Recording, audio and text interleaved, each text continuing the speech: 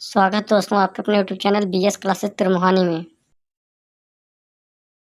तो आज की इस वीडियो में हम भारत की नदियों का भाग 2 गंगा नदी तंत्र कवर करेंगे। मैं आपको डायग्राम की सहायता से समझाऊंगा, पूरा डिटेल में कवर कराऊंगा। इससे पिछली वीडियो में हमने सिंधु नदी तंत्र और ब्रह्मपुत्र नदी तंत्र उसे कवर कर लिया था और आज की वीडियो में हम देखेंगे गंगा नदी तंत्र।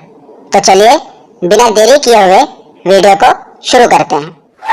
तो चलिए वीडियो की शुरुआत करते हैं और गंगा नदी तंत्र को पूरा डायग्राम से समझने से पहले हम कुछ गंगा नदी से रिलेटेड बेसिक जानकारी जान लेते हैं। उसके बाद हम पूरा गंगा नदी तंत्र डायग्राम से कवर करेंगे। तो सबसे पहले है कि गंगा नदी भारत की सबसे लंबी नदी है और बात करें इसकी लंबाई की तो इसकी कुल लंबाई है 2525 किलोमीटर, यानी कि 2525 किलोमीटर। और गंगा नदी दो देशों से गुजरती है, भारत और बांग्लादेश।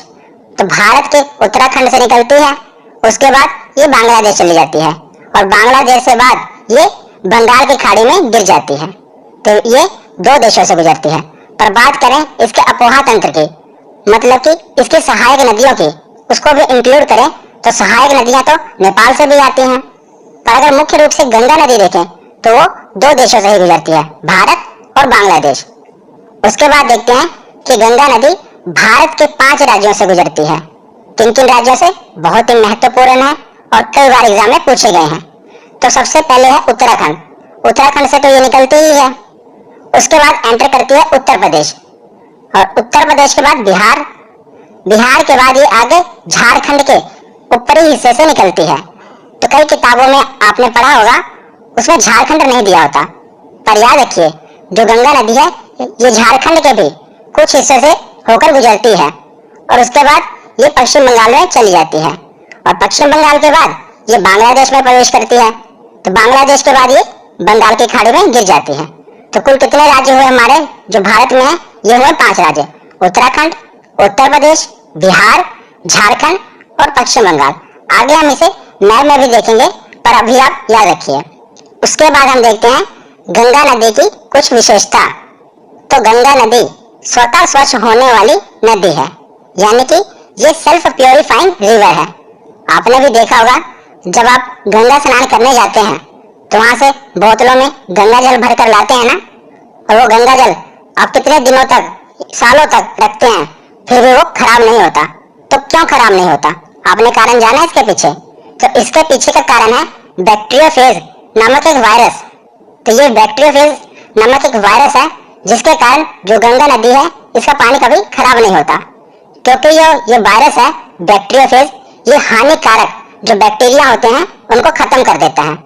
तो जो गंगा नदी में हानिकारक बैक्टीरिया होते हैं ना, उनको बैक्टीरियोफेज नामक वायरस खत्म कर देता है, जिस कारण जो गंगा नदी है इसके पानी में कभी कीड़े नहीं लगते और ना ही पानी खराब होता है। याद रखिएगा, महत्वपूर्ण फैक्ट है। उसके बाद देखते हैं कि गंगा नदी को 2008 में राष्ट्रीय नदी घोषित कर दिया गया। अभी ये हमारी नेशनल रिवर है गंगा नदी। कब किया गया घोषित?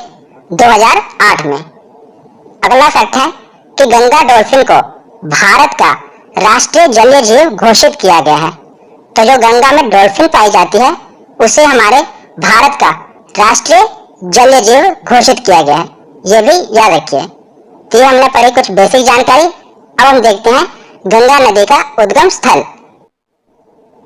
तो हमने गंगा नदी से रिलेटेड बेसिक जानकारी ले ली। अब हम देखते हैं कि गंगा नदी का उद्गम कहाँ से हुआ। तो आपने किताबों में पढ़ा होगा कि जो गंगा नदी है इसका उद्गम उत्तराखंड के गौमुख से गंगोत्री हिमानी से हुआ है। हिमानी मतलब होता है ग्लेशियर, तो ग्लेशियर को हिंदी में हिमानी कहते हैं। तो उत्तराखंड के गंगोत्री हिमानी से हुआ है। पर याद रखिए गंगोत्री हिमानी से भागीरथी नदी निकली है, वहां पर इसे कहते हैं भागीरथी नदी। और आपने पुरानी कथाओं में भी पढ़ा होगा कि गंगा को भागीरथी कहा जाता है, इसीलिए हम मानते हैं कि गंगोत्री हिमानी से ही गंगा नदी निकलती है। पर ऐसा नहीं है। जो गंगा नदी है ये 2 नदियों के संगम से बनी है। एक है भागीरथी नदी और दूसरा है अलकनंदा नदी। जब ये दोनों नदियां मिलती हैं वहीं से गंगा नदी बनी है। आप इमेज में देख रहे होंगे, यह अलकनंदा नदी और इधर से आ रही है भागीरथी नदी। तो जहाँ ये दोनों नदियों का संगम होता है तो ये दोनों नदियां मिलकर गंगा नदी बनाती हैं। तो गंगा नदी जो है ये दो नदियों के संगम से बनी है, याद रखिएगा। एग्जाम में कई बार पूछा जाता है। कौन कौन सी है? एक है भागीरथी नदी और दूसरी है अलकनंदा नदी। तो ये मिलती कहाँ पर है? तो देव प्रयाग में। जो प्रयाग शब्द है इसका अर्थ होता है नदियों का संगम। तो देव प्रयाग में दोनों नदियां मिलती हैं, भागीरथी नदी और अलकनंदा नदी, और यहीं से आगे ये बनती है गंगा नदी। और याद रखिएगा जो ये अलकनंदा नदी है ये किस मंदिर के तट पर है? कई बार एग्जाम में पूछा गया है। तो ये प्रसिद्ध बद्रीनाथ मंदिर के तट पर है। कौन सी नदी? अलकनंदा नदी। तो हमने ये पढ़ लिया कि दो नदियों के संगम से बनी है गंगा नदी। अब हम इसके आगे देखते हैं। तो उसके बाद अब हम आगे देखते हैं, जैसा कि हमने पीछे देखा कि जो गंगा नदी है ये दो नदियों के संगम से बनी है, एक है भागीरथी और दूसरी है अलकनंदा। उसी प्रकार जो ये अलकनंदा नदी है ना, इसमें कुछ सहायक नदियां भी मिली हुई हैं। तो सहायक नदियां जो हैं ये एग्जाम में बहुत बार पूछी गई हैं, मोस्ट इम्पोर्टेंट। तो ये सहायक नदियां जहां पर आकर मिलती हैं तो प्रयागों का नाम है, जैसे विष्णु प्रयाग, नंद प्रयाग और कर्ण प्रयाग और रुद्र प्रयाग।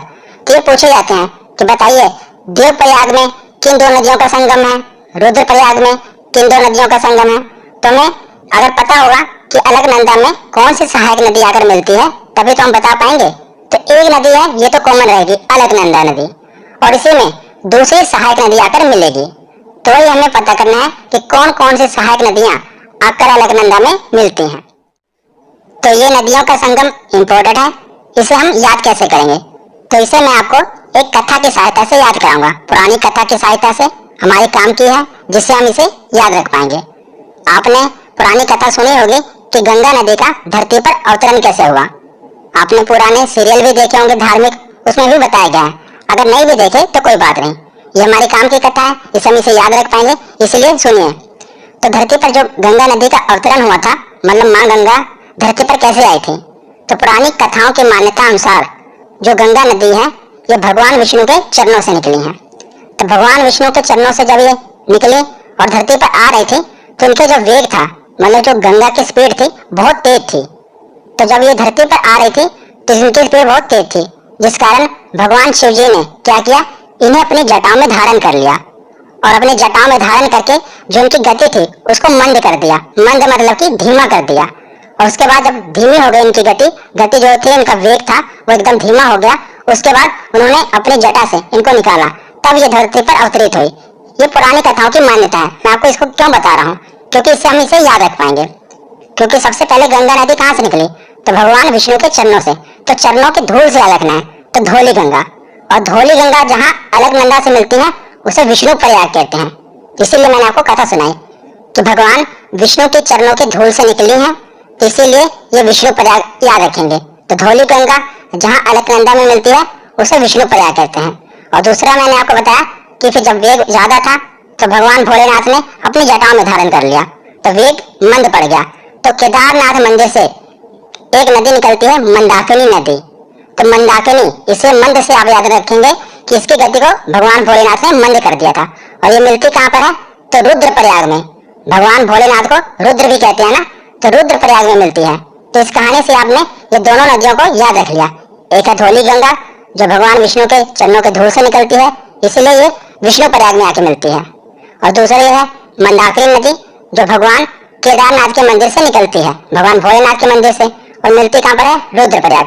तो रुद्र प्रयाग में अलकनंदा और मंदाकिनी मिलती है और विष्णु प्रयाग में अलकनंदा और धौली गंगा मिलती है। पहले आप इसे डायग्राम में देख लीजिए, उसके बाद मैं दोबारा आपको बता दूंगा। तो ये दो नदियां हो गई। उसके बाद है एक मंदाकिनी नदी, ये कहाँ पर आगे मिलती है? तो नंद प्रयाग में। ये तो आसानी से याद रख लेंगे, मंदाकिनी नंद प्रयाग में मिलती है। इसमें एक नदी कॉमन रहेगी अलकनंदा, और दूसरी नदियां इसमें आके मिलेंगी। एक ही नदी बची हमारी पिंडार नदी, और ये मिलती है कर्ण प्रयाग में। तो ये 5 प्रयाग हो गए, विष्णु प्रयाग, नंद प्रयाग, कर्ण प्रयाग, रुद्र प्रयाग और देव प्रयाग। और हिंदू धर्म में इन 5 प्रयागों की बहुत मान्यता है, तो याद रखिएगा। और ये सभी उत्तराखंड में ही है। एक बार हम रिवीजन कर लेते हैं कि देव प्रयाग में तो 2 नदियां मिलती हैं, अलकनंदा और भागीरथी, और इन्हीं के संगम से आगे गंगा नदी बनती है। उसके बाद है विष्णु प्रयाग, तो अलकनंदा तो है ही है, और भगवान विष्णु के चरणों की धूल से निकली है, तो धौली गंगा। उसके बाद है नंदप्रयाग, अलकनंदा तो है ही, उसमें आएगी नंदाकिनी नदी, तो इसीलिए इसे नंदप्रयाग कहते हैं। उसके बाद है कर्णप्रयाग, कर्णप्रयाग में अलकनंदा और पिंडार नदी। उसके बाद है रुद्रप्रयाग, अलकनंदा और मंदाकिनी, भगवान भोलेनाथ ने गंगा के वे को मंद कर दिया था, जिससे आप याद रखेंगे। तो ये पांचों प्रयाग, इसे आप आसानी से याद रख लेंगे। तो अब हमने पूरा देख लिया कि कैसे किन किन नदियों के संगम से गंगा नदी का निर्माण हुआ। अब यहाँ से ये गंगा नदी कहलाएगी देवप्रयाग से, इसके आगे इसे गंगा नदी कहेंगे। उससे पहले इसे गंगा नदी नहीं कहते थे, यहाँ पर भागीरथी कहते थे, यहाँ पर अलकनंदा कहते थे। पर जब ये दोनों का संगम हुआ तो इसे देवप्रयाग से गंगा नदी कहा जाने लगा। अब इसके बाद हम इसे आगे पढ़ेंगे।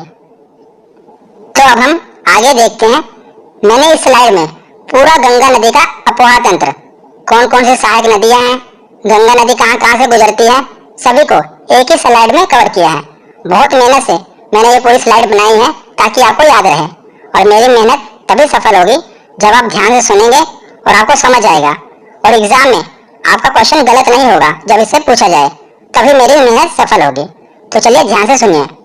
तो सबसे पहले आपको क्या करना है, पूरा डायग्राम, आप घबराइए मत, मैं आपको समझाऊंगा, पूरा डायग्राम आपको समझाऊंगा। उसके बाद क्या करना है, जब ये वीडियो खत्म हो जाए, आपको पीडीएफ के सहारे नहीं रहना, आपको कॉपी पर जैसे मैंने ये डायग्राम बनाया है अपने हाथ से पूरा बनाना है। तो जब आप डायग्राम को बना लेंगे तो आपको रिवीजन हो जाएगी, और आपको ये डायग्राम कभी भूलेगा नहीं, और आपको पूरा गंगा नदी तंत्र याद रहेगा। तो चलिए देखते हैं। तो जैसा कि पीछे मैंने आपको बता दिया था, कहाँ तक, देवप्रयाग तक, कि दो नदियों का संगम हुआ था, उसकी सहायक नदियां भी मैंने आपको बता दी थी। तो देवप्रयाग के बाद ये गंगा नदी बनी। तो उसके बाद अब यहाँ से हम आगे देखेंगे, आगे पूरा कंटिन्यू करेंगे। तो देवप्रयाग के बाद क्या होता है कि जो गंगा नदी है आगे जाती है और हरिद्वार में, हरिद्वार इंपॉर्टेंट है, हरिद्वार आप गए भी होंगे गंगा स्नान करने। तो हरिद्वार क्यों इंपॉर्टेंट है कि सबसे पहले गंगा नदी जो है कहाँ पर मैदानी क्षेत्र में प्रवेश करती है, एग्जाम में पूछा जाता है, तो हरिद्वार में। इससे पहले क्या था, ये उत्तराखंड में पूरा पहाड़ी इलाका था, तो वहां से पर्वतों से पहाड़ों से निकल रही थी, पर सबसे पहले ये मैदानी भाग में कहाँ प्रवेश करती है, तो ये हरिद्वार में सबसे पहले गंगा नदी मैदानी क्षेत्र में प्रवेश करती है, एग्जाम में पूछा जाता है, याद रखेगा। ये आगे मैं आपको बताऊंगा, अभी बस आप सुनते रहिए, आगे मैंने पीडीएफ में कवर किया है। तो बस इतना आप सुनिए कि सबसे पहले मैदानी भाग में ये कहाँ पर प्रवेश करती है गंगा नदी, तो हरिद्वार में।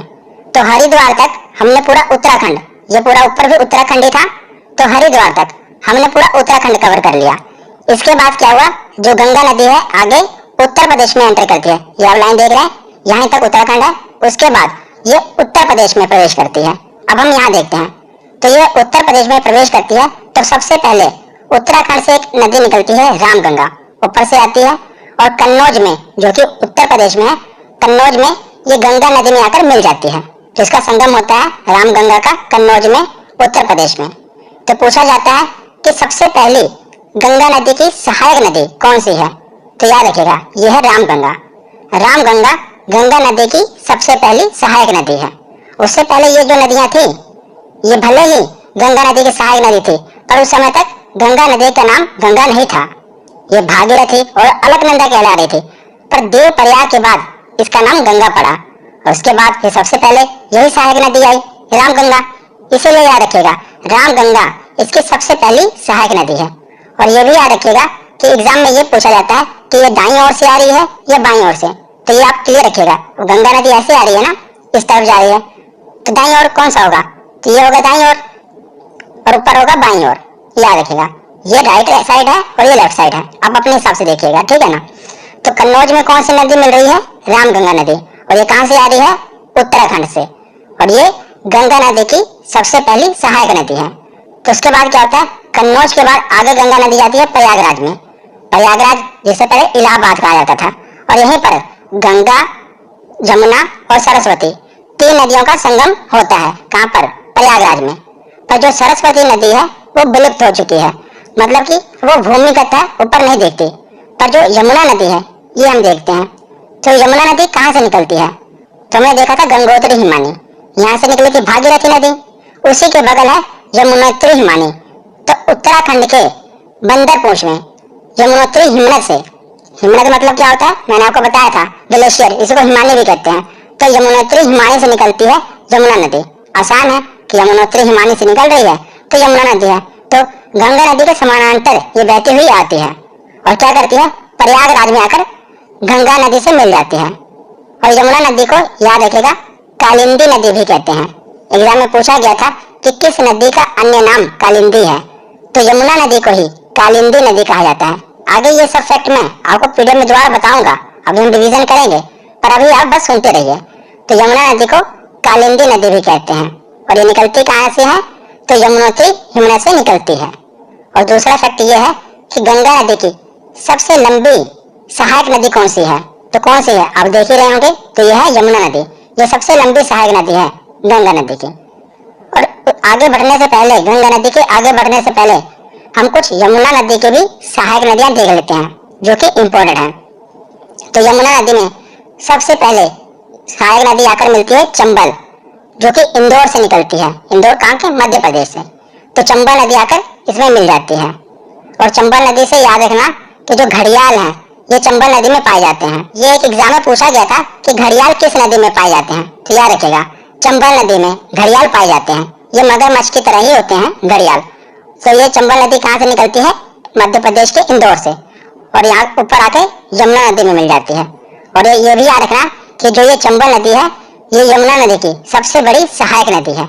जिस प्रकार यमुना नदी गंगा नदी की सबसे बड़ी सहायक नदी है, उसी प्रकार चंबल नदी यमुना नदी की सबसे बड़ी सहायक नदी है। उसके बाद दूसरी सहायक नदी है बेतवा। ये निकलती है विंध्य पर्वत मध्य प्रदेश से, और उसके बाद ये भी यमुना नदी में मिल जाती है। और तीसरी सहायक नदी है केन। ये निकलती है कैमूर पहाड़ी मध्य प्रदेश से, और ये भी ऊपर जाकर यमुना नदी में मिल जाती है। अब ये यमुना नदी में मिलती हैं और यमुना नदी गंगा नदी में मिल जाती है। तो बताइए ये जो तीन नदियां हैं ये गंगा की सहायक नदियां हैं या नहीं, तो हैं। अगर ये यमुना की सहायक नदियां हैं तो बाद में यमुना भी तो गंगा में मिल जा रही है।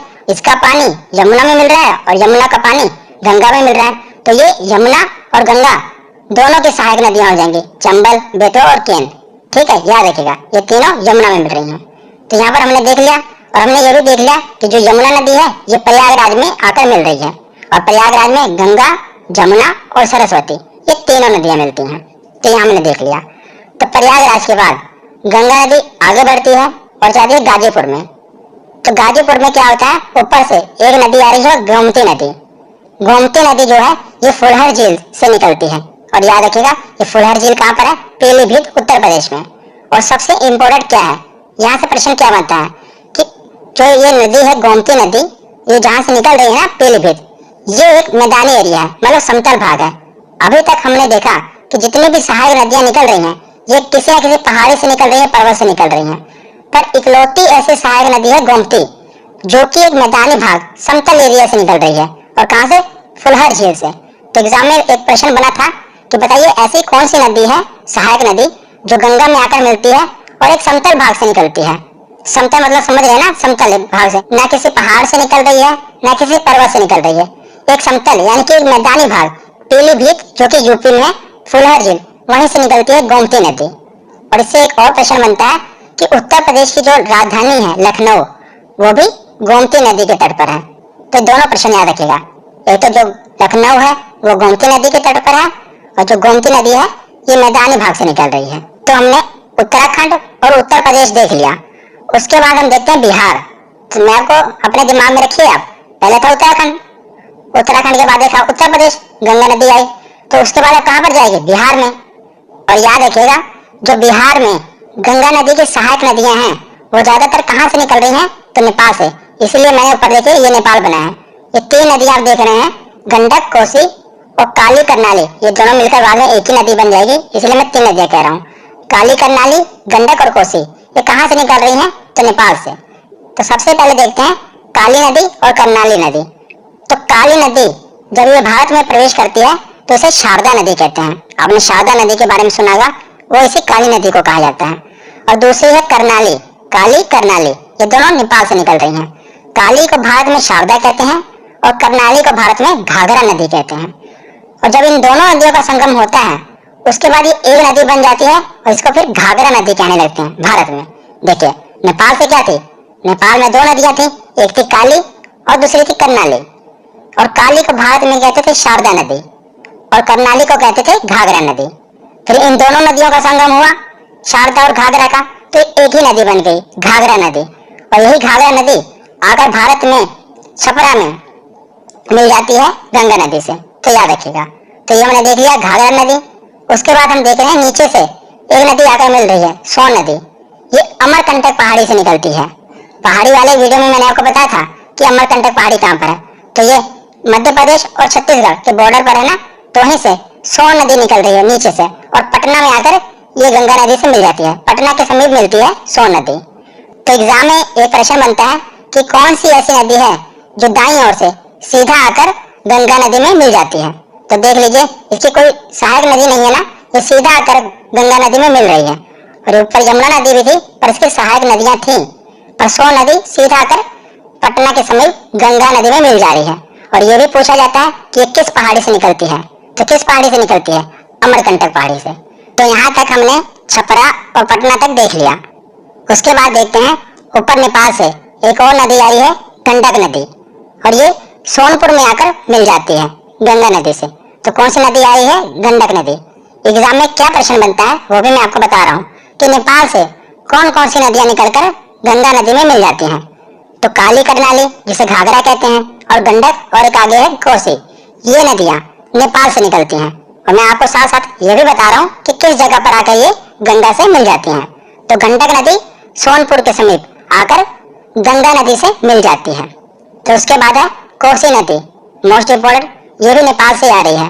और ये कुर्सेला, बिहार में एक जगह है कुर्सेला, उसी के समीप ये नदी गंगा नदी से मिल जाती है। कौन सी नदी? कोसी नदी। तो जो कोसी नदी है ये अपने रास्तों को बहुत बदलती है, इसीलिए बहुत कुख्यात है अपने रास्तों को बदलने के लिए।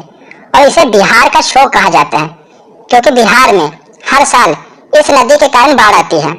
और ये नदी अपना रास्ता बदल लेती है ना, कभी मान लीजिए ये नदी पहले इस रास्ते से जा रही है और फिर उसके बाद पता लगा अचानक इस रास्ते से जाने लगी, तो जिस कारण क्या होता है, इस नदी के कारण बिहार में बहुत बाढ़ आती है। तो इसीलिए इसे बिहार का शोक भी कहा जाता है। किस नदी को? कोसी नदी को।